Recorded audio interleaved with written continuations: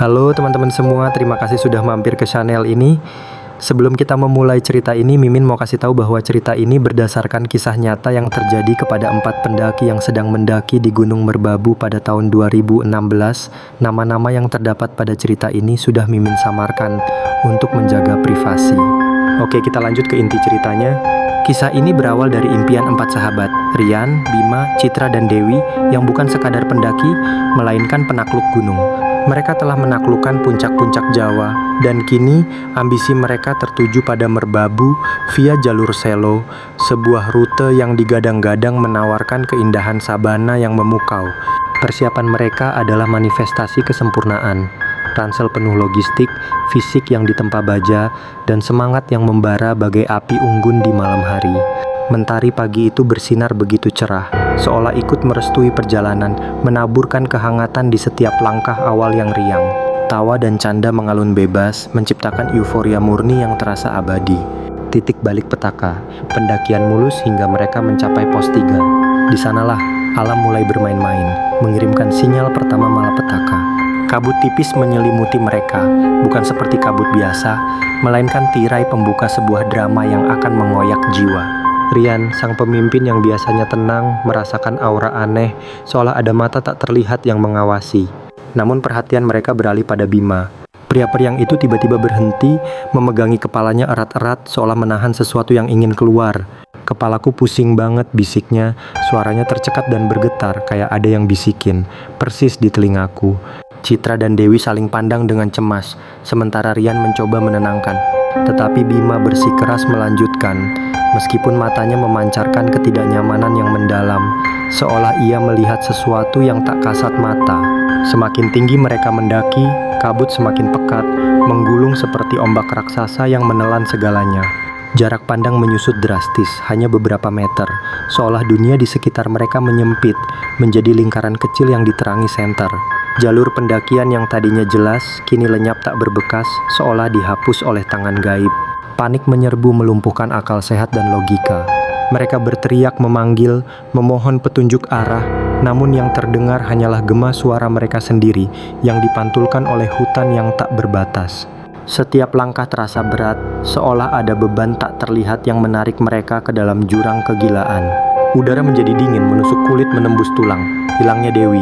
Malam menjelang dan suhu anjlok drastis memaksakan keputusan untuk mendirikan tenda seadanya di tengah hutan asing yang diselimuti kabut tebal. Sejak matahari terbenam, suara-suara aneh mulai merayap dari dalam kabut. Bukan suara binatang, melainkan tawa cekikikan yang melengking hingga menusuk telinga.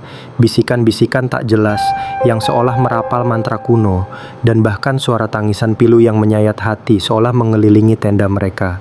Bima yang sejak awal terlihat tak sehat semakin aneh. Ia berbicara sendiri, menunjuk-nunjuk ke arah kabut kosong seolah ada sosok tak terlihat yang berinteraksi dengannya. Matanya memancarkan tatapan kosong, jauh dari Bima yang mereka kenal, seolah jiwanya telah direnggut. Pagi harinya kengerian mencapai puncaknya, mengoyak sisa-sisa harapan mereka. Dewi menghilang. Tenda mereka berantakan, sleeping bag Dewi tergeletak kosong, seolah ia menguap di telan kabut. Jejak kakinya lenyap tak berbekas tanpa tanda perlawanan. Rian, Bima, dan Citra panik luar biasa. Mereka mencari Dewi di sekitar area tenda, memanggil namanya berulang kali hingga suara mereka serak dan tenggorokan perih, tapi hanya keheningan mencekam yang membalas. Kehilangan Dewi terasa seperti pukulan palu godam ke dada Rian, sang pemimpin yang merasa bertanggung jawab. Rasa bersalah menggerogoti jiwanya, teror yang merayap. Ketiga yang tersisa memutuskan untuk turun gunung. Satu-satunya harapan mereka adalah menemukan Dewi di jalur lain, atau setidaknya mencapai posko terdekat untuk meminta bantuan. Namun kabut tidak kunjung menipis, malah terasa semakin padat dan berat, mencekik pandangan dan pikiran. Mereka berjalan tanpa arah, terus-menerus dihantui suara-suara menyeramkan yang semakin jelas dan intim. Terkadang, suara Dewi memanggil nama mereka dengan nada memelas, seolah-olah dia ada di dekat mereka, hanya beberapa langkah di balik tirai kabut. Namun, setiap kali mereka mendekat, suara itu menghilang, digantikan oleh bisikan-bisikan aneh yang membingungkan, memutarbalikkan kenyataan. Malam kedua datang, dan mereka memutuskan untuk tidak mendirikan tenda. Rasa takut yang mendalam telah mengakar, membuat mereka enggan berlama-lama di satu tempat. Mereka mencari gua atau ceruk batu untuk berlindung dari dingin yang menggigit dan ketidakpastian yang menghantui. Saat Bima sedang mencari kayu bakar, tiba-tiba ia berhenti. Tatapannya terpaku pada sesuatu di balik pohon besar, sebuah bayangan tipis yang bergerak dalam kabut. Rian dan Citra melihat ke arah yang ditunjuk Bima, tetapi tidak melihat apa-apa selain kabut yang memuakan. Ada perempuan, bisik Bima, matanya membelalak, wajahnya pucat pasi. Sosok wanita berambut panjang, pucat pasi, melambai ke arahnya dari dalam kabut. Bima yang jiwanya sudah rapuh tersenyum kosong dan berjalan mengikuti sosok itu seolah terhipnotis oleh panggilan kematian. Rian dan Citra berteriak memanggilnya, memohon agar Bima berhenti, namun Bima tidak menoleh.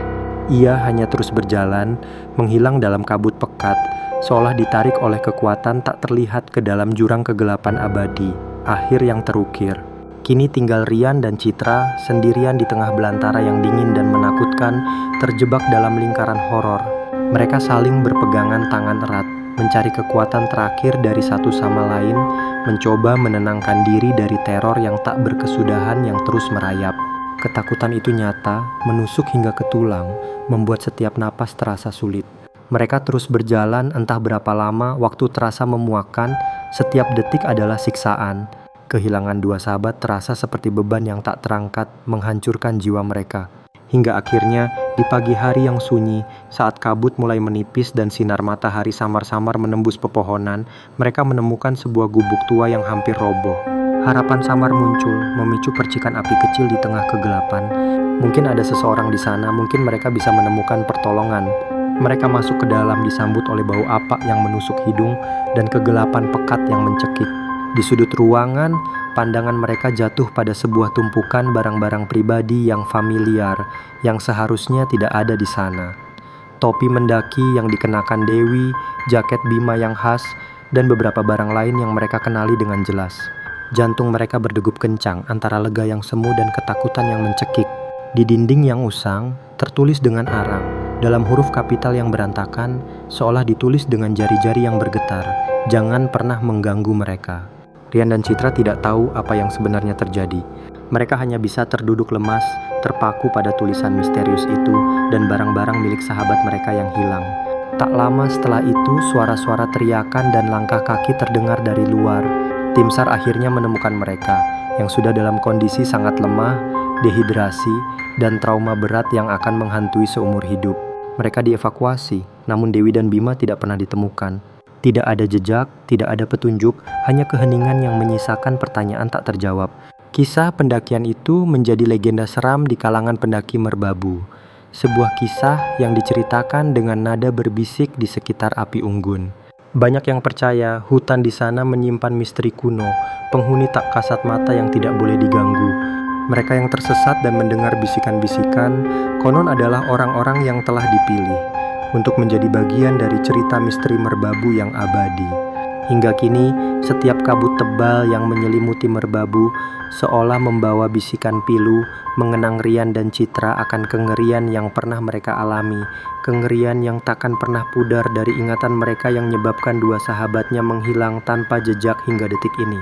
Apakah kamu ingin tahu lebih banyak tentang legenda atau pengalaman mistis di gunung-gunung lain?